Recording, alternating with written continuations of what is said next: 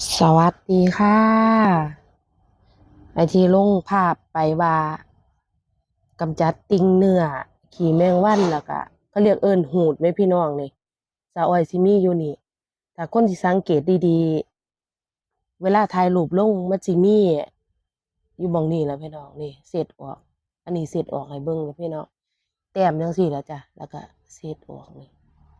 หลุดเด้อพี่น้องเด้อนี่หลุดออกแต่ว่าสิเป็นห้อยแน่อีกมื้อสองมื้อเพิ่นก็สิตกสะเก็ด ตกสะเก็ดแล้วก็สิลอกออกพี่น้องนี่ยังอยู่อีกอันนี้นี่เป็นขี้แมงวันกับนี่ดำๆนี่หน้าสดเด้อพี่น้องบ่มีฟิลเตอร์เด้อนี่นี่เห็นบ่อันนี้เป็นขี้แมงวันอันนี้ก็สิเป็นขี้แมงวันเวลาแต้มไปแล้วนั่นยามเราเช็ดออกปุ๊บนี่มันสิเป็นจั่งซี้พี่น้องยามนั้นมันสิแห้งแล้วมันก็สิลอกออกจ้ะ อืมได้ผลอันนี้นี่เป็นติ่งเนื้ออยู่หม้องหางคิ้วหม้องสักคิ้วพอดีเลยพี่น้องอันนี้นั่นถ้าหัวมันสิหลุดออกอันนี้คักก็บ่เอาออกดอกหางคิ้วกลายเป็นว่าหางคิ้วมันสิขาดไว้พี่น้องนี่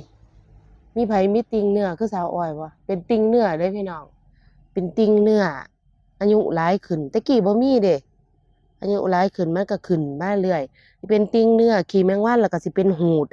อันนี้คือหูดเด้อนี่ หูดอันน้อยๆแม่พี่น้องขึ้นเต็มหน้าอยู่บัดนี้ไปเบิ่งช่องพี่คนหนึ่งเพิ่นออกมาเฮ็ดจังซี่แหละแนวสมุนไพรพวกสมุนไพรพวกอิหยังมื้อนี้ล่ะจ้ะไปเบิ่งแล้วบัดนี้เลยเอามาเฮ็ดเบิ่งออกเดะพี่น้องลองไปเฮ็ดเบิ่งเด้อนี่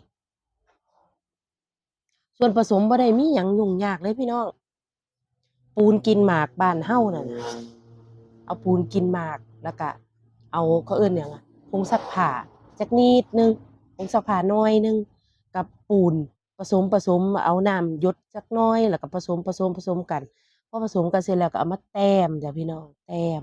อันนี้แต้ม3เทื่อเด้อจ้ะนี่3เทื่อก็ได้ส่ำนี้ล่ะ